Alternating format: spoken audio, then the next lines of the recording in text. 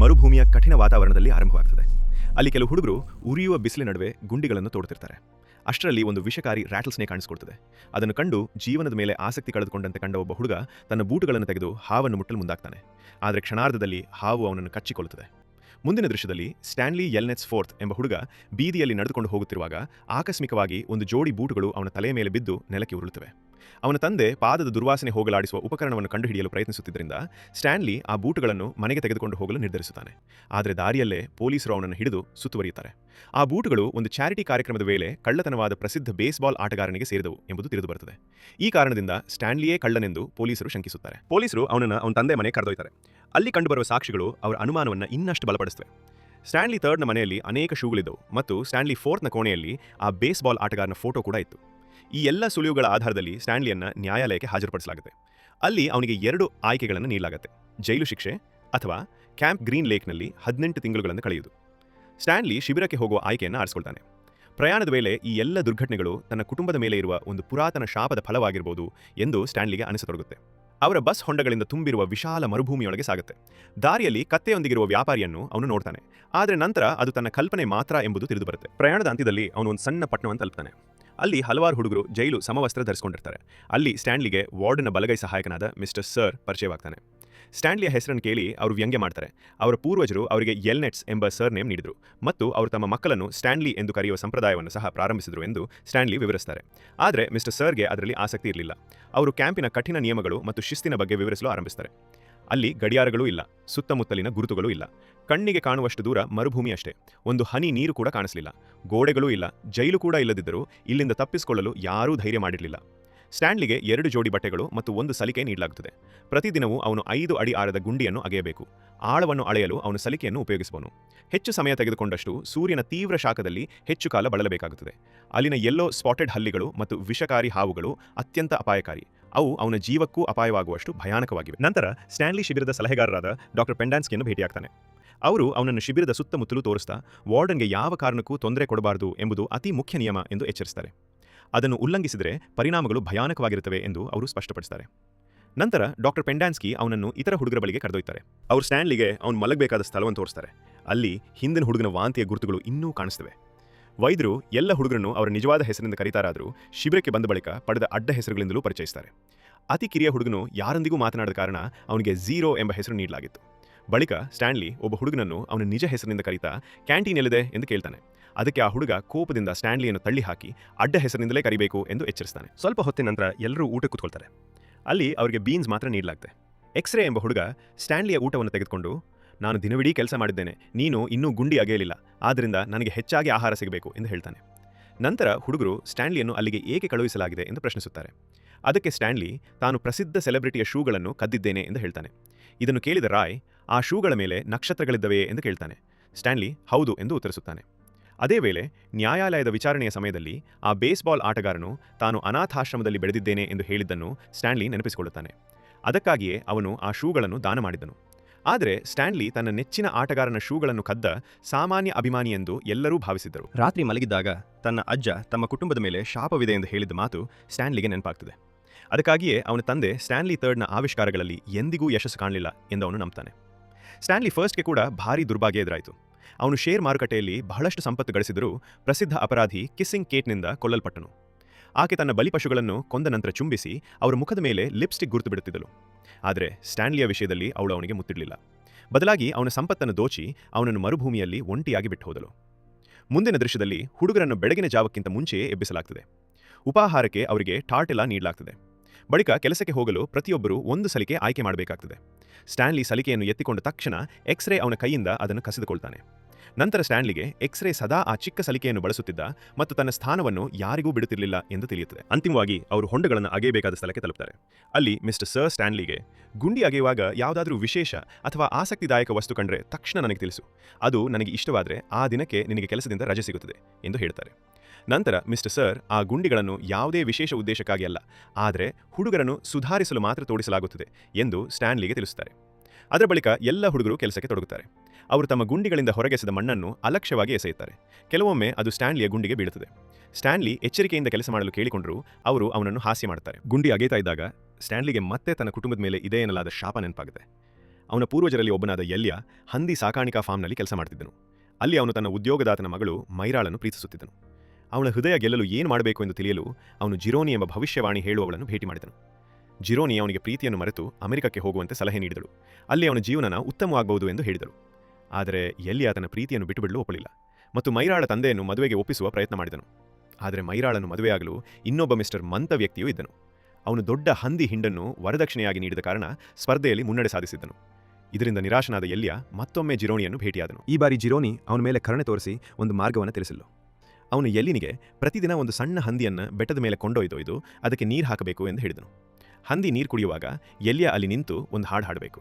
ಹೀಗೆ ಮಾಡಿದ್ರೆ ಎಲ್ಯ ಬಲಿಷ್ಠನಾಗ್ತಾನೆ ಮತ್ತು ಹಂದಿ ದೊಡ್ಡದಾಗಿ ಬೆಳೆದು ಉತ್ತಮ ವರದಕ್ಷಿಣೆ ಆಗ್ತದೆ. ಆದರೆ ಹಂದಿಗೆ ನೀರು ಹಾಕಿದ ನಂತರ ಜಿರೋನಿಗೂ ನೀರು ನೀಡಬೇಕು, ಅದನ್ನು ಮರೆತರೆ ಎಲ್ಯ ಮತ್ತು ಅವನ ಮುಂದಿನ ಪೀಳಿಗೆಯ ಮೇಲೆ ಶಾಪ ಬೀಳುತ್ತದೆ ಎಂದು ಎಚ್ಚರಿಸಿದಳು. ಎಲ್ಯ ಸಂತೋಷದಿಂದ ಇದಕ್ಕೆ ಒಪ್ಪಿಕೊಂಡು ಪ್ರತಿದಿನವೂ ಆ ಕೆಲಸವನ್ನು ಮಾಡತೊಡಗಿದನು. ಕಾಲಕ್ರಮೇಣ ಹಂದಿ ಸಾಕಷ್ಟು ದೊಡ್ಡದಾದಾಗ ಅವನು ಅದನ್ನು ಮೈರಾಳ ತಂದೆಯ ಬಳಿಗೆ ವರದಕ್ಷಿಣೆಯಾಗಿ ಕೊಂಡೊಯ್ದನು.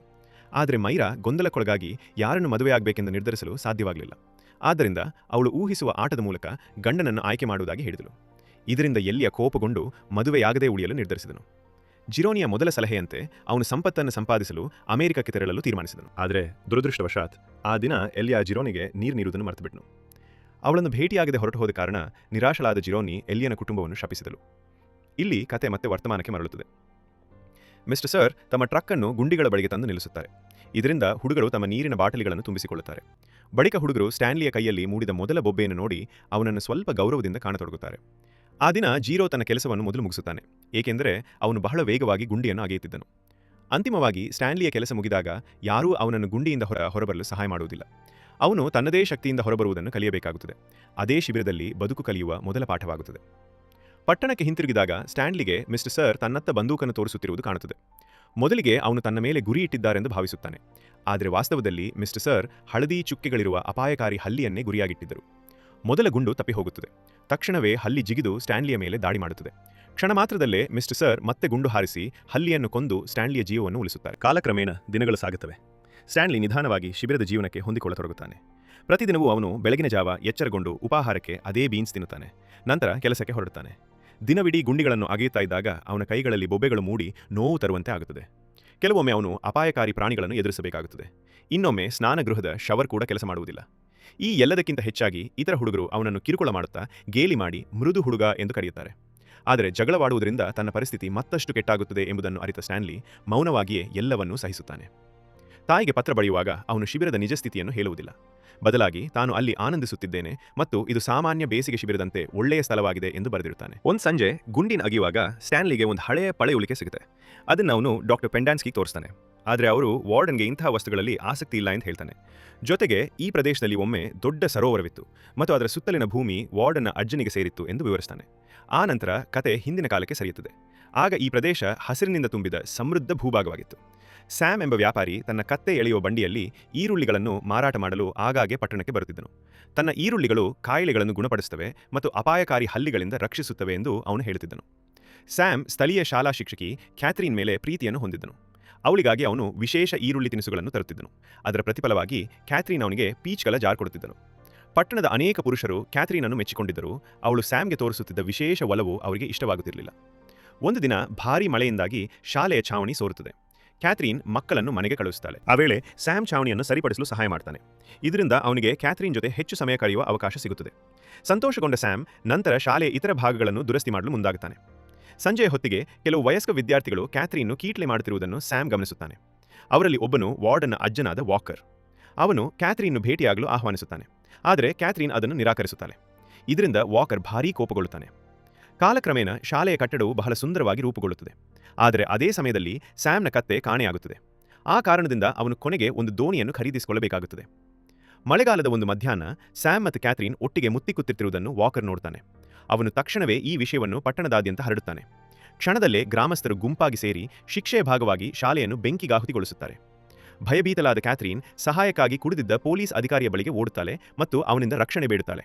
ಆದರೆ ಅವನು ಅವಳ ಮೇಲೆ ಅಸಭ್ಯವಾಗಿ ವರ್ತಿಸಿ ಬೇರೆ ಜಾತಿಯ ವ್ಯಕ್ತಿಯೊಂದಿಗೆ ಸಂಬಂಧ ಹೊಂದಿರುವುದು ಕಾನೂನು ಬಾಹಿರ ಎಂದು ಹೇಳಿ ಸ್ಯಾಮ್ ವಿರುದ್ಧ ಕಾನೂನು ಕ್ರಮ ಜರುಗಿಸಲಾಗುತ್ತದೆ ಎಂದು ಬೆದರಿಕೆ ಹಾಕುತ್ತಾನೆ. ಭಯದಿಂದ ನಡುಗುತ್ತಾ ಕ್ಯಾಥರೀನ್ ಸ್ಯಾಮ್ಗೆ ಎಚ್ಚರಿಕೆ ನೀಡಲು ಓಡುತ್ತಾಳೆ. ಆದರೆ ಆಕೆ ತಲುಪುವಷ್ಟರಲ್ಲಿ ತಡವಾಗಿರುತ್ತದೆ. ಗ್ರಾಮಸ್ಥರು ದೋಣಿಯಲ್ಲಿ ತೆರಳುತ್ತಿದ್ದ ಸ್ಯಾಮ್ನನ್ನು ಗುಂಡಿಕ್ಕಿ ಕೊಂದುಬಿಟ್ಟಿರ್ತಾರೆ. ಕೆಲವೇ ಕ್ಷಣಗಳ ಬಳಿಕ ಕ್ಯಾಥರಿನ್ ಹಿಂದಿರುಗಿ ಆ ಪೊಲೀಸನ ಮೇಲೆ ಗುಂಡು ಹಾರಿಸಿ ಅವನನ್ನು ಕೊಲ್ಲುತ್ತಾಳೆ. ನಂತರ ಅವನನ್ನು ಮುತ್ತಿಟ್ಟು ಅವನು ಬಯಸಿದ್ದನ್ನು ನೀಡುತ್ತಾಳೆ. ಆ ದಿನದಿಂದಲೇ ಕ್ಯಾಥರಿನ್ ಕಿಸ್ಸಿಂಗ್ ಕೇಟ್ ಎಂಬ ಹೆಸರಿನಿಂದ ಪ್ರಸಿದ್ಧಳಾಗುತ್ತಾಳೆ ಮತ್ತು ಪಟ್ಟಣವನ್ನು ತೊರೆದು ಹೋಗುತ್ತಾಳೆ. ಇದಾದ ನಂತರ ಚಿತ್ರ ಮತ್ತೆ ವರ್ತಮಾನಕ್ಕೆ ಮರಳುತ್ತದೆ. ಎಕ್ಸ್ರೇ ಸ್ಟ್ಯಾನ್ಲಿಯ ಬಳಿಗೆ ಬಂದು ಮುಂದಿನ ಬಾರಿ ಅವನು ಏನಾದರೂ ಆಸಕ್ತಿದಾಯಕ ವಸ್ತು ಕಂಡ್ರೆ ಅದನ್ನು ನೇರವಾಗಿ ತನ್ನ ಬಳಿಗೆ ತರಬೇಕೆಂದು ಹೇಳ್ತಾನೆ. ಕೆಲವೇ ಹೊತ್ತಿನಲ್ಲಿ ಸ್ಟ್ಯಾನ್ಲಿ ತನ್ನನ್ನು ಕಿರುಕುಳ ನೀಡುತ್ತಿದ್ದ ಹುಡುಗನನ್ನು ಎದುರಿಸುತ್ತಾನೆ. ಜಗಳ ಉಂಟಾಗುವ ಹಂತಕ್ಕೆ ಬಂದಾಗ ಇತರ ಹುಡುಗರು ಮಧ್ಯಪ್ರವೇಶಿಸಿ ಪರಿಸ್ಥಿತಿಯನ್ನು ಶಮನಗೊಳಿಸುತ್ತಾರೆ. ಈ ಘಟನೆಯ ನಂತರ ಸ್ಟ್ಯಾನ್ಲಿಗೆ ಎಲ್ಲರ ಗೌರವ ದೊರಕುತ್ತದೆ. ಹುಡುಗರು ಅವನಿಗೆ ಕೇವ್ ಮ್ಯಾನ್ ಎಂಬ ಅಡ್ಡ ಹೆಸರು ಇಡುತ್ತಾರೆ ಮತ್ತು ನೀರು ವಿತರಣೆ ವ್ಯವಸ್ಥೆಯಲ್ಲಿಯೂ ಅವನಿಗೆ ಉತ್ತಮ ಸ್ಥಾನ ಸಿಗುತ್ತದೆ. ಸ್ವಲ್ಪ ಸಮಯದ ಬಳಿಕ ಸ್ಟ್ಯಾನ್ಲಿಗೆ ತನ್ನ ತಾಯಿಯಿಂದ ಪತ್ರ ಬರುತ್ತೆ. ಅದರಲ್ಲಿ ಅವನ ತಂದೆಯ ಎಲ್ಲ ಪ್ರಯೋಗಗಳು ವಿಫಲವಾಗಿವೆ ಮತ್ತು ಮನೆ ಮಾಲೀಕರು ಯಾವುದೇ ಸಮಯದಲ್ಲಿ ಅವರನ್ನು ಹೊರಹಾಕುವ ಸಾಧ್ಯತೆ ಇದೆ ಎಂದು ಬರೆದಿರುತ್ತೆ. ಅನಕ್ಷರಸ್ಥನಾದ ಝೀರೋ ಸ್ಟ್ಯಾನ್ಲಿ ಆ ಪತ್ರವನ್ನು ಓದುತ್ತಿರುವುದನ್ನು ನೋಡಿ ತುಂಬಾ ಪ್ರಭಾವಿತರಾಗ್ತಾನೆ. ಅವನು ಸ್ಟ್ಯಾನ್ಲಿಯ ಬಳಿ ಓದುವುದು ಮತ್ತು ಬರೆಯುವುದನ್ನು ಕಲಿಸಿಕೊಡುವಂತೆ ವಿನಂತಿಸ್ತಾನೆ. ಆದರೆ ಸ್ಟ್ಯಾನ್ಲಿ, ನಾನು ಒಳ್ಳೆಯ ಶಿಕ್ಷಕನಲ್ಲ, ಜೊತೆಗೆ ದಿನವಿಡೀ ಕೆಲಸ ಮಾಡಿ ದಣಿದಿರುವುದರಿಂದ ಈಗ ವಿಶ್ರಾಂತಿ ಬೇಕು ಎಂದು ಹೇಳಿ ನಿರಾಕರಿಸ್ತಾನೆ. ಮುಂದಿನ ದಿನ ಒಂದು ಗುಂಡಿಯನ್ನು ಅಗೆಯುತ್ತಿರುವಾಗ ಸ್ಟ್ಯಾನ್ಲಿಗೆ KB ಎಂಬ ಅಕ್ಷರಗಳು ಕೆತ್ತಲ್ಪಟ್ಟ ಸಣ್ಣ ವಸ್ತು ಸಿಗುತ್ತೆ. ಹುಡುಗರು ಅದನ್ನು ಶಾರ್ಟ್ಗನ್ ಕವಚವಾಗಿರಬಹುದು ಎಂದು ಊಹಿಸ್ತಾರೆ, ಆದರೆ ಅದು ಅತಿಯಾಗಿ ತೆಳುವಾಗಿರುತ್ತದೆ. ಎಕ್ಸ್ರೇ ತಕ್ಷಣವೇ ಆ ವಸ್ತುವನ್ನು ಸ್ಟ್ಯಾನ್ಲಿಯ ಕೈಯಿಂದ ತೆಗೆದುಕೊಳ್ತಾನೆ. ಡಾಕ್ಟರ್ ಪೆಂಡಾನ್ಸ್ಕಿ ಅದನ್ನು ನೋಡುತ್ತಿದ್ದಂತೆಯೇ ವಾರ್ಡನ್ಗೆ ಮಾಹಿತಿ ನೀಡಲು ಓಡುತ್ತಾನೆ. ನಂತರ ಆ ವಸ್ತುವನ್ನು ಹುಡುಗರ ಮುಂದೆ ತೋರಿಸಲಾಗುತ್ತದೆ. ವಾರ್ಡನ್ ಆಗಮಿಸಿದಾಗ ಆಕೆ ಅತ್ಯಂತ ಸುಂದರ ಮಹಿಳೆ ಎಂಬುದನ್ನು ನೋಡಿ ಎಲ್ಲ ಹುಡುಗರು ಆಶ್ಚರ್ಯಪಡ್ತಾರೆ. ಆ ವಸ್ತುವನ್ನು ಕಂಡು ವಾರ್ಡನ್ ತುಂಬಾ ಸಂತೋಷಪಡ್ತಾರೆ. ಪ್ರತಿಫಲವಾಗಿ ಆ ದಿನ ಎಕ್ಸ್ರೇಗೆ ಕೆಲಸದಿಂದ ರಜೆ ನೀಡಲಾಗುತ್ತದೆ ಮತ್ತು ಉಳಿದ ಹುಡುಗರಿಗೆ ಎಕ್ಸ್ರೇ ಅಗೆಯುತ್ತಿದ್ದ ಗುಂಡಿಯ ಸುತ್ತಲಿನ ಸಂಪೂರ್ಣ ಪ್ರವೇಶವನ್ನು ಅಗೆಯಲು ಆದೇಶಿಸುತ್ತಾರೆ. ಇದರಿಂದ ಆ ದಿನ ಹುಡುಗರು ಸಾಮಾನ್ಯಕ್ಕಿಂತ ಹೆಚ್ಚು ಶ್ರಮಿಸಬೇಕಾಗುತ್ತದೆ. ಆದರೆ ತಪ್ಪಾದ ಸ್ಥಳವನ್ನು ಅಗೆಯುತ್ತಿರುವುದರಿಂದ ಅವರಿಗೆ ಏನೂ ಸಿಗುವುದಿಲ್ಲ. ಮುಂದಿನ ಕೆಲವು ದಿನಗಳವರೆಗೂ ಹುಡುಗರು ಅದೇ ಪ್ರದೇಶವನ್ನು ನಿರಂತರವಾಗಿ ಅಗೆಯುತ್ತಲೇ ಇರ್ತಾರೆ. ಆದರೆ ಅಲ್ಲಿ ಅವರಿಗೆ ಸಿಗುವುದು ಕೇವಲ ಒಂದು ಸಣ್ಣ ಡಯಲ್ ಮಾತ್ರ, ಬೇರೇನೂ ಅಲ್ಲ. ಕೊನೆಗೆ ವಾರ್ಡನ್ ಎಲ್ಲ ಹುಡುಗರಿಗೂ ಹಿಂದಿನಂತೆ ತಮ್ಮ ತಮ್ಮ ಗುಂಡಿಗಳನ್ನು ಅಗೆಯಲು ಆದೇಶಿಸ್ತಾಳೆ. ಮರುದಿನ ಮಿಸ್ಟರ್ ಸರ್ ಹುಡುಗರ ನೀರಿನ ಬಾಟ್ಲಿಗಳನ್ನು ತುಂಬಿಸುತ್ತಿರುವಾಗ ಒಬ್ಬ ಹುಡುಗ ಅವನ ಟ್ರಕ್ನಿಂದ ಸೂರ್ಯಕಾಂತಿ ಬೀಜಗಳ ಚೀಲವನ್ನು ಕದ್ದುಕೊಳ್ತಾನೆ. ಅವನು ದೂರ ಸರಿದ ತಕ್ಷಣ ಎಲ್ಲ ಹುಡುಗರು ಬೀಜಗಳನ್ನು ಹಂಚಿಕೊಂಡು ತಿನ್ನಲು ಆರಂಭಿಸ್ತಾರೆ. ಆದರೆ ಸ್ವಲ್ಪ ಹೊತ್ತಿನಲ್ಲೇ ಮಿಸ್ಟರ್ ಸರ್ ಚೀಲ ಕಾಣೆಯಾಗಿದೆ ಎಂಬುದನ್ನು ಗಮನಿಸಿ ತಕ್ಷಣ ಟ್ರಕ್ ತಿರುಗಿಸಿ ಹಿಂದಿರುಗುತ್ತಾನೆ. ಹುಡುಗರು ಗಾಬರಿಗೊಂಡು ಬೀಜಗಳನ್ನು ಮರೆಮಾಡಲು ಪ್ರಯತ್ನಿಸುತ್ತಾರೆ. ಆ ಗೊಂದಲದ ಮಧ್ಯೆ ಬೀಜಗಳ ಚೀಲ ಆಕಸ್ಮಿಕವಾಗಿ ಸ್ಟ್ಯಾನ್ಲಿಯ ಕಾಲಿನ ಬಳಿ ಬಿದ್ದುತ್ತದೆ. ಅವನು ಅದನ್ನು ಮರಳಿನಲ್ಲಿ ಮುಚ್ಚಿ ಹಾಕಲು ಯತ್ನಿಸಿದರೂ ಮಿಸ್ಟರ್ ಸರ್ ಅದನ್ನು ಗಮನಿಸ್ತಾನೆ. ತನ್ನ ಸ್ನೇಹಿತನನ್ನು ರಕ್ಷಿಸಲು ಸ್ಟ್ಯಾನ್ಲಿ ಧೈರ್ಯದಿಂದ ಸುಳ್ಳು ಹೇಳ್ತಾನೆ. ಚೀಲವನ್ನು ತಾನೇ ಕದ್ದಿದ್ದೇನೆ ಎಂದು ಒಪ್ಪಿಕೊಳ್ಳುತ್ತಾನೆ. ಈ ಮಾತು ಎಲ್ಲ ಹುಡುಗರಿಗೂ ಆಘಾತ ಉಂಟುಮಾಡುತ್ತದೆ. ಅನಂತರ ಮಿಸ್ಟರ್ ಸರ್ ಸ್ಟ್ಯಾನ್ಲಿಯನ್ನು ಶಿಕ್ಷೆಗೆಂದು ವಾರ್ಡನ್ ಬಳಿಗೆ ಕರೆದುಕೊಂಡು ಹೋಗುತ್ತಾನೆ. ಅವರ ಕಚೇರಿಯೊಳಗೆ ಕಿಸ್ಸಿಂಗ್ ಕೇಟ್ಗೆ ಸಂಬಂಧಿಸಿದ ಅನೇಕ ಪೋಸ್ಟರ್ಗಳು ಗೋಡೆಗಳಲ್ಲಿ ನೇತಾಡುತ್ತಿರುತ್ತವೆ. ಮಾತುಕತೆಯ ವೇಳೆ ವಾರ್ಡನ್ ತನ್ನ ಉಗುರುಗಳ ಮೇಲೆ ಹಚ್ಚಿಕೊಂಡಿರುವ ರೇಟಲ್ ಸ್ನೇಕ್ ವಿಷದಿಂದ ತಯಾರಾದ ಉಗುರು ಬಣ್ಣವನ್ನು ತೋರಿಸುತ್ತಾಳೆ. ಸೂರ್ಯಕಾಂತಿ ಬೀಜಗಳಂತಹ ಅಲ್ಪ ವಿಷಯಕ್ಕಾಗಿ ಸ್ಟ್ಯಾನ್ಲಿಯನ್ನು ಕೆಲಸದಿಂದ ನಿಲ್ಲಿಸಿದ್ದಕ್ಕಾಗಿ ವಾರ್ಡನ್ ಮಿಸ್ಟರ್ ಸರ್ಗೆ ಕಪಾಳ ಮೋಕ್ಷ ಮಾಡ್ತಾಳೆ. ನಂತರ ಅವಳು ಸ್ಟ್ಯಾನ್ಲಿಯನ್ನು ಮತ್ತೆ ಕೆಲಸಕ್ಕೆ ಕಳುಹಿಸುತ್ತಾಳೆ. ಸ್ಟ್ಯಾನ್ಲಿ ತನ್ನ ಅಗೆಯುವ ಸ್ಥಳಕ್ಕೆ ಹಿಂತಿರುಗಿದಾಗ ಎಲ್ಲ ಹುಡುಗರು ಅವನನ್ನು ನಾಯಕನಂತೆ ಗೌರವಿಸುತ್ತಾರೆ. ಅಷ್ಟೇ ಅಲ್ಲ, ಝೀರೋ ಕೂಡ ತನ್ನ ಪಾಲಿನ ಗುಂಡಿಯನ್ನು ಅಗೆಯುತ್ತಿರುವುದನ್ನು ಸ್ಟ್ಯಾನ್ಲಿ ಗಮನಿಸ್ತಾನೆ. ಸಂತೋಷಗೊಂಡ ಸ್ಟ್ಯಾನ್ಲಿ ಅವನಿಗೆ ಓದಲು ಮತ್ತು ಬರೆಯಲು ಕಲಿಸುವುದಕ್ಕೆ ಒಪ್ಪುತ್ತಾನೆ. ಮುಂದಿನ ಬಾರಿ ಮಿಸ್ಟರ್ ಸರ್ ಬರುವ ಸಂದರ್ಭದಲ್ಲಿ ಅವನ ಮುಖದ ಮೇಲೆ ವಾರ್ಡನ್ನ ವಿಷಪೂರಿತ ಉಗುರುಗಳಿಂದ ಉಂಟಾದ 2 ಅಪಾಯಕಾರಿ ಗಾಯದ ಗುರುತುಗಳು ಕಾಣಿಸುತ್ತವೆ. ಈ ಕಾರಣದಿಂದ ಮಿಸ್ಟರ್ ಸರ್ ಸ್ಟ್ಯಾನ್ಲಿಯ ಮೇಲೆ ಇನ್ನಷ್ಟು ಕೋಪಗೊಂಡಿರ್ತಾನೆ. ಅವನು ಸ್ಟ್ಯಾನ್ಲಿಗೆ ಆಹಾರವನ್ನು ನೀರನ್ನು ನೀಡುವುದಿಲ್ಲ. ಈ ನಡುವೆ ವಾರ್ಡನ್ ಕಚೇರಿಯಲ್ಲಿ ಕಂಡ ತೆಳುವಾದ ಟ್ಯೂಬ್ ಬಹುಶಃ ಕಿಸ್ಸಿಂಗ್ ಕೇಟ್ ಬಳಸುತ್ತಿದ್ದ ಲಿಪ್ಸ್ಟಿಕ್ ಆಗಿರಬಹುದು ಎಂದು ಸ್ಟ್ಯಾನ್ಲಿ ಯೋಚಿಸುತ್ತಾನೆ. ನಂತರ ಕತೆ ಫ್ಲಾಶ್ ಬ್ಯಾಕ್ಗೆ ಸಾಗುತ್ತದೆ. ಅಲ್ಲಿ ಕಿಸ್ಸಿಂಗ್ ಕೇಟ್ ಸ್ಯಾಮ್ನ ಸಾವಿಗೂ ಶಾಲೆಯ ನಾಶಕ್ಕೂ ಕಾರಣರಾದವರನ್ನಷ್ಟೇ ಕೊಲ್ಲುತ್ತಿದ್ದಳು ಎಂಬುದು ತೋರಿಸಲಾಗುತ್ತದೆ. ಆದರೆ ಅವಳು ಅಪಾರ ನಿಧಿಯನ್ನು ದೋಚಿಕೊಂಡಿದ್ದಳು. ಆ ನಿಧಿಯನ್ನು ಒಮ್ಮೆ ಸರೋವರವಿದ್ದ ಸ್ಥಳದಲ್ಲಿ ಅವಳು ಹೂತು ಹಾಕಿದ್ದಳು. ಅದಾದ ನಂತರ ಕೇಟ್ ವಿಶ್ರಾಂತಿ ಪಡೆಯುತ್ತಿದ್ದಾಗ ವಾಕರ್ ಮತ್ತು ಅವನ ಪತ್ನಿ ಅವಳ ಬಳಿಗೆ ಬರುತ್ತಾರೆ. ಸ್ಯಾಮ್ನ ಮರಣದ ಬಳಿಕ ಸರೋವರ ಒಣಗಿ ಇಡೀ ಪಟ್ಟಣವೇ ನಾಶವಾಗಿದ್ದರಿಂದ ಅವರು ಹಣಕ್ಕಾಗಿ ಅಲೆಯುತ್ತಿದ್ದರು. ಕೇಟ್ ಬಯಸಿದರೆ ಆ ಕ್ಷಣದಲ್ಲೇ ಅವರನ್ನು ಕೊಲ್ಲಬಹುದಿತ್ತು. ಆದರೆ ಅವಳು ಅದಕ್ಕಿಂತ ಕ್ರೂರವಾದ ಪ್ರತೀಕಾರವನ್ನು ಆಯ್ಕೆ ಮಾಡ್ತಾಳೆ. ಅವಳು ತನ್ನನ್ನೇ ಒಂದು ವಿಷಪೂರಿತ ಹಲ್ಲಿಯಿಂದ ಕಚ್ಚಿಸಿಕೊಳ್ಳುತ್ತಾಳೆ. ಇದರಿಂದ ಅವಳ ಸಮಾಧಿ ಅದೇ ಸ್ಥಳದಲ್ಲೇ ನಿರ್ಮಾಣವಾಗುತ್ತದೆ. ನಿಧಿಯ ನಿಖರ ಸ್ಥಳ ಯಾರಿಗೂ ತಿಳಿಯದ ಕಾರಣ ವಾಕರ್ ಹಾಗೂ ಅವನ ಮುಂದಿನ ಪೀಳಿಗೆಗೆ ಸೇರಿದ ವಾರ್ಡನ್ ಕೂಡ ತಮ್ಮ ಜೀವನದುದ್ದಕ್ಕೂ ಆ ವಿಶಾಲ ಮರುಭೂಮಿಯಲ್ಲಿ ಗುಂಡಿಗಳನ್ನು ಅಗೆಯುತ್ತಲೇ ಇದ್ದರು. ಇದಾದ ಬಳಿಕ ಕತೆ ಮತ್ತೆ ವರ್ತಮಾನಕ್ಕೆ ಮರಳುತ್ತೆ. ಅಲ್ಲಿ ಸ್ಟ್ಯಾನ್ಲಿ ಝೀರೋಗೆ ಓದಲು ಮತ್ತು ಬರೆಯಲು ಕಲಿಸುತ್ತಿರುವ ದೃಶ್ಯವನ್ನು ನಾವು ನೋಡ್ತೇವೆ. ನಂತರ ಸ್ಟ್ಯಾನ್ಲಿಗೆ ಝೀರೋನ ನಿಜವಾದ ಹೆಸರು ಹೆಕ್ಟರ್ ಝೀರೋನಿ ಎಂಬುದು ತಿಳಿಯುತ್ತದೆ. ಅಂದರೆ ಅವನು ಮೆಡಮ್ ಝೀರೋನಿಯ ವಂಶಸ್ಥ. ಝೀರೋ ಗುಂಡಿಗಳನ್ನು ಅಗೆಯುವಲ್ಲಿ ಬಹಳ ನಿಪುಣನಾಗಿದ್ದರಿಂದ ಅವನು ಸ್ಟ್ಯಾನ್ಲಿಗೆ ತನ್ನ ಕೆಲಸದಲ್ಲಿ ಸಹಾಯ ಮಾಡತೊಡಗುತ್ತಾನೆ. ಇದನ್ನು ಕಂಡ ಇತರ ಹುಡುಗರು ಅಸೂಯೆ ಪಡುವರು. ಒಂದು ಮಧ್ಯಾಹ್ನ ಝೀರೋ ತನ್ನ ತಾಯಿಯ ಕಥೆಯನ್ನು ಸ್ಟ್ಯಾನ್ಲಿಗೆ ಹೇಳುತ್ತಾನೆ. ಅವಳು ಅವನಿಗಾಗಿ ಕಷ್ಟಪಟ್ಟು ದುಡಿಯುತ್ತಿದ್ದಳು. ಆದರೆ ಒಂದು ದಿನ ಆಕೆ ಅಚಾನಕ್ ಕಾಣೆಯಾಗಿಬಿಟ್ಟಳು. ಆ ದಿನದಿಂದಲೇ ಝೀರೋ ಬೀದಿಗಳಲ್ಲೇ ಬದುಕು ನಡೆಸಬೇಕಾಯಿತು. ಸ್ವಲ್ಪ ಸಮಯದ ನಂತರ ಒಬ್ಬ ಕಿರುಕುಳ ನೀಡುವ ಹುಡುಗ ಸ್ಟ್ಯಾನ್ಲಿಯನ್ನು ಹಲ್ಲೆ ಮಾಡಲಾರಂಭಿಸ್ತಾನೆ. ಸ್ಟ್ಯಾನ್ಲಿ ಇದಕ್ಕೆ ವಿರೋಧ ವ್ಯಕ್ತಪಡಿಸ್ತಾನೆ. ಇದನ್ನು ಗಮನಿಸಿದ ಡಾಕ್ಟರ್ ಪೆಂಡಾನ್ಸ್ಕಿ ಇಬ್ಬರನ್ನು ಜಗಳಕ್ಕೆ ಪ್ರಚೋದಿಸ್ತಾನೆ. ಅವರ ನಡುವೆ ಹೊಡೆದಾಟ ಶುರುವಾಗುತ್ತದೆ. ಆದರೆ ಶೀಘ್ರದಲ್ಲೇ ಸ್ಟ್ಯಾನ್ಲಿ ದುರ್ಬಲಗೊಳ್ಳಲು ಪ್ರಾರಂಭಿಸ್ತಾನೆ. ಆಗ ಝೀರೋ ಅವನಿಗೆ ಸಹಾಯ ಮಾಡಲು ಮುಂದೆ ಬರ್ತಾನೆ. ಕೋಪಾವೇಶದಲ್ಲಿ ಅವನು ಇನ್ನೊಬ್ಬ ಹುಡುಗನಿಗೆ ಹಾನಿ ಮಾಡುವ ಹಂತಕ್ಕೆ ತಲುಪ್ತಾನೆ. ಪರಿಸ್ಥಿತಿ ಕೈ ಮೀರುವ ಮುನ್ನ ಪೆಂಡ್ಯಾನ್ಸ್ಕಿ ಗಾಳಿಯಲ್ಲಿ ಗುಂಡು ಹಾರಿಸಿ ಅವರನ್ನು ನಿಲ್ಲಿಸ್ತಾನೆ. ಅಷ್ಟರಲ್ಲಿ ವಿಷಯವನ್ನು ಪರಿಶೀಲಿಸಲು ವಾರ್ಡನ್ ಆಗಮಿಸ್ತಾಳೆ. ಹುಡುಗರು ಝೀರೋ ಸ್ಟ್ಯಾನ್ಲಿಗೆ ಗುಂಡಿಗಳನ್ನು ಅಗೆಯಲು ಸಹಾಯ ಮಾಡುತ್ತಿದ್ದಾನೆ ಎಂದು ಅವಳಿಗೆ ತಿಳಿಸ್ತಾರೆ. ಇದಕ್ಕೆ ಪ್ರತಿಯಾಗಿ ಸ್ಟ್ಯಾನ್ಲಿ ಝೀರೋಗೆ ಓದಲು ಮತ್ತು ಬರೆಯಲು ಕಲಿಸ್ತೇನೆ ಎಂದು ಹೇಳ್ತಾನೆ. ಈ ಮಾತು ಕೇಳಿ ವಾರ್ಡನ್ ಕೋಪಗೊಳ್ತಾಳೆ. ಅಷ್ಟರಲ್ಲಿ ಪೆಂಡ್ಯಾನ್ಸ್ಕಿ ಝೀರೋನನ್ನು ಅವಮಾನಿಸಲು ಪ್ರಾರಂಭಿಸಿ ಅವನನ್ನು ಕತ್ತೆ ಮತ್ತು ಮೂರ್ಖ ಎಂದು ಕರೆಯುತ್ತಾನೆ. ಈ ಮಾತುಗಳಿಂದ ಝೀರೋ ತೀವ್ರವಾಗಿ ಕೋಪಗೊಂಡು ಪೆಂಡ್ಯಾನ್ಸ್ಕಿಯನ್ನು ಸಲಿಕೆಯಿಂದ ಹೊಡೆದು ಮರುಭೂಮಿಯೊಳಗೆ ಓಡಿ ಹೋಗ್ತಾನೆ. ಮಿಸ್ಟರ್ ಸರ್ ಅವನನ್ನು ಹಿಡಿಯಲು ಮುಂದಾದರೂ ವಾರ್ಡನ್ ಅವನನ್ನು ತಡೆಯುತ್ತಾಳೆ. ಝೀರೋಗೆ ಈ ಜಗತ್ತಿನಲ್ಲಿ ಯಾರೂ ಇಲ್ಲ, ಆದ್ದರಿಂದ ಅವನ ಫೇಲನ್ನು ದಾಖಲೆಗಳಿಂದ ಅಳಿಸಿ ಅವನು ಶಿಬಿರಕ್ಕೆ ಬಂದೇ ಇಲ್ಲ ಎಂಬಂತೆ ತೋರಿಸಲಾಗುತ್ತದೆ ಎಂದು ಅವಳು ಹೇಳ್ತಾಳೆ.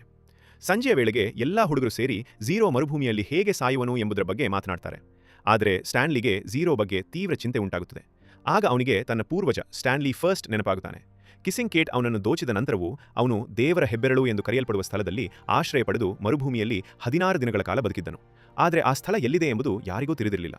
ಜನರು ಅವನನ್ನು ಕಂಡುಕೊಂಡಾಗ ಅವನು ಅರ್ಧ ಸತ್ತ ಸ್ಥಿತಿಯಲ್ಲಿದ್ದು ಮಾನಸಿಕವಾಗಿ ಸಮತೋಲನ ಕಳೆದುಕೊಂಡಿದ್ದನು. ಮರುದಿನ ಝೀರೋನ್ ಬದಲಿಗೆ ಹೊಸ ಹುಡುಗ ಶಿಬಿರಕ್ಕೆ ಬರ್ತಾನೆ. ಅವನು ಸ್ಟ್ಯಾನ್ಲಿಗೆ ತುಂಬಾ ತೊಂದರೆ ಕೊಡ್ತಾನೆ. ಆಗ ಸ್ಟ್ಯಾನ್ಲಿ ಒಂದು ಧೈರ್ಯದ ಯೋಜನೆಯನ್ನು ರೂಪಿಸ್ತಾನೆ. ಮಿಸ್ಟರ್ ಸರ್ ಎಲ್ರಿಗೂ ನೀರು ನೀಡಲು ಬಂದಾಗ ಸ್ಟ್ಯಾನ್ಲಿ ಅವನ ಟ್ರಕ್ ಅನ್ನು ಕದ್ದು ಓಡಿ ಹೋಗ್ತಾನೆ. ಆದರೆ ಮಿಸ್ಟರ್ ಸರ್ ಕೂಡ ಚಾಣಾಕ್ಷನಾಗಿದ್ದರಿಂದ ಅವನು ಟ್ರಕ್ ಬಾಗಿಲಿಗೆ ನೇತಾಡಿಕೊಂಡಿರ್ತಾನೆ. ಸ್ಟ್ಯಾನ್ಲಿ ಅವನನ್ನು ಕೆಳಗೆ ತಳ್ಳಲು ಯತ್ನಿಸುವಾಗ ಗಮನ ತಪ್ಪಿ ಟ್ರಕ್ ಒಂದು ಕಂದಕಕ್ಕೆ ಉರುಳುತ್ತದೆ. ಆದರೂ ಸ್ಟ್ಯಾನ್ಲಿ ಧೈರ್ಯ ಕಳೆದುಕೊಳ್ಳುವುದಿಲ್ಲ. ಅವನು ಕಾಲ್ನಡಿಗೆಯಲ್ಲಿ ಓಡಲು ಪ್ರಾರಂಭಿಸ್ತಾನೆ. ಅವನು ಓಡುತ್ತಿರುವುದನ್ನು ಕಂಡ ಇತರ ಹುಡುಗರು ಸಂತೋಷದಿಂದ ಕೂಗುತ್ತಾ ಅವನನ್ನು ಉತ್ತೇಜಿಸ್ತಾರೆ. ಬಳಿಕ ವಾರ್ಡನ್ ಮಿಸ್ಟರ್ ಸರ್ಗೆ 2 ವಾರಗಳ ನಂತರ ಅವನು ಕಾಣೆಯಾಗಿದ್ದಾನೆ ಎಂಬ ವರದಿಯನ್ನು ಕಳಿಸುತ್ತೇವೆ. ಆಗ ಅವನ ದೇಹವು ಕೊಳೆತು ಹೋಗಿರುತ್ತದೆ ಮತ್ತು ನಾವು ಅವನನ್ನು ಹುಡುಕುವ ಅಗತ್ಯವಿಲ್ಲ ಎಂದು ನಿರ್ದಯವಾಗಿ ಹೇಳ್ತಾಳೆ.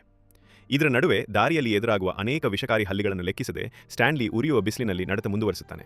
ಕೊನೆಗೆ ಅವನನ್ನು ಸ್ಯಾಮ್ನ ದೋಣಿಯನ್ನು ಕಾಣುತ್ತಾನೆ. ಅದರ ಕೆಳಗೆ ಸಂಪೂರ್ಣವಾಗಿ ದಣಿದ ಝೀರೋ ಮಲಗಿರ್ತಾನೆ. ಕೇಟ್ ನೀಡಿದ್ದ ಪೀಚ್ ಜಾಮ್ನ ತಿಂದಿದ್ದರಿಂದ ಝೀರೋ ಬದುಕುಳಿದಿದ್ದನು. ಸ್ಟ್ಯಾನ್ಲಿಯು ಸ್ವಲ್ಪ ಜಾಮ್ ಸೇವಿಸುತ್ತಾನೆ. ಬಳಿಕ ಅವನು ಹೆಬ್ಬೆರಳಿನ ಆಕಾರದ ಪರ್ವತವನ್ನು ನೋಡಿ ಇದು ತನ್ನ ಪೂರ್ವಜ ಸ್ಟ್ಯಾನ್ಲಿ ದ ಫಸ್ಟ್ ಆಶ್ರಯ ಪಡೆದ ಸ್ಥಳವಿರಬಹುದು ಎಂದು ನೆನಪಿಸಿಕೊಳ್ಳುತ್ತಾನೆ. ಇಬ್ಬರು ದೋಣಿಯನ್ನು ಬಿಟ್ಟು ಪರ್ವತಾರೋಹಣ ಆರಂಭಿಸುತ್ತಾರೆ. ಅದು ಬಹಳ ಕಷ್ಟಕರ. ಅಷ್ಟರಲ್ಲಿ ಸ್ಟ್ಯಾನ್ಲಿ ಜಾರಿ ಬೀಳುತ್ತಾನೆ. ಝೀರೋ ತಕ್ಷಣವೇ ತನ್ನ ಸಲಿಕೆಯಿಂದ ಅವನಿಗೆ ನೆರವಾಗುತ್ತಾನೆ. ಆ ವೇಳೆ ಝೀರೋನ ಕೈಗೆ ಗಾಯವಾಗುತ್ತದೆ. ಸ್ಟ್ಯಾನ್ಲಿ ಅದನ್ನು ಕಟ್ಟುತ್ತಾನೆ.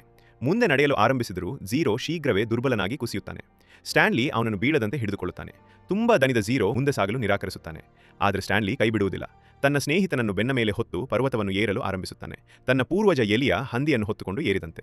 ಸ್ವಲ್ಪ ದೂರದ ನಂತರ ಹಸಿರಿನ ಗುರುತುಗಳು ಮತ್ತು ಸಣ್ಣ ಜಲಪಾತ ಕಾಣಿಸಿಕೊಳ್ಳುತ್ತವೆ. ಬಳಿಕ ಸ್ಯಾಮ್ ಬೆಳೆದ ಈರುಳ್ಳಿಗಳನ್ನು ಗಮನಿಸಿದ ಸ್ಟ್ಯಾನ್ಲಿ ತಕ್ಷಣ ಝೀರೋನನ್ನು ಎಬ್ಬಿಸುತ್ತಾನೆ.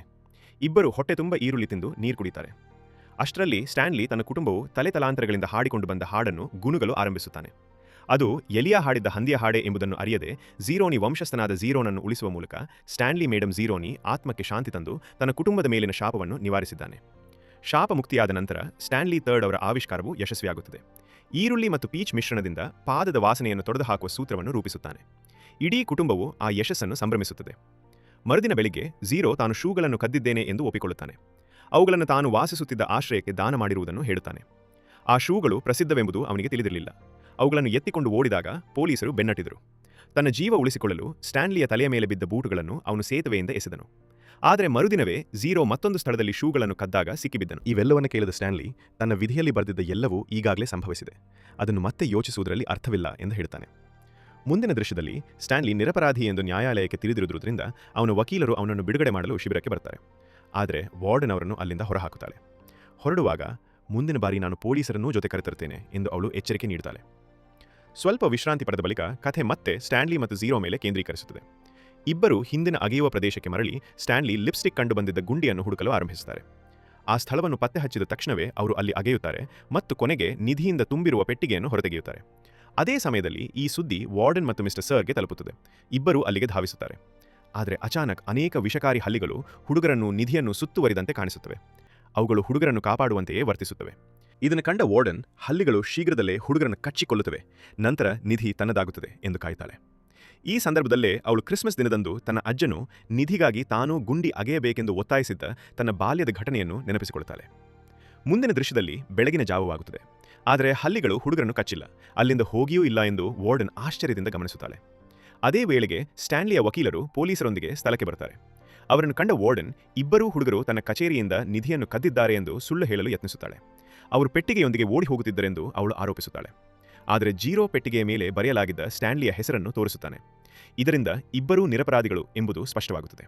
ನಂತರ ವಕೀಲರು ಪೆಟ್ಟಿಗೆಯನ್ನು ತಮ್ಮ ಕಾರಿನಲ್ಲಿ ಇಟ್ಟುಕೊಂಡು ಸ್ಟ್ಯಾನ್ಲಿಯೊಂದಿಗೆ ಹೊರಡಲು ಸಿದ್ಧರಾಗುತ್ತಾರೆ. ಆದರೆ ಝೀರೋ ಇಲ್ಲದೇ ಹೋಗಲು ಸ್ಟ್ಯಾನ್ಲಿ ನಿರಾಕರಿಸುತ್ತಾನೆ. ವಕೀಲರು ಝೀರೋ ಫೈಲ್ನು ಕೇಳಿದಾಗ ಅದು ದಾಖಲೆಗಳಿಂದ ಅಳಿಸಲ್ಪಟ್ಟಿರುವುದು ಗೊತ್ತಾಗುತ್ತದೆ.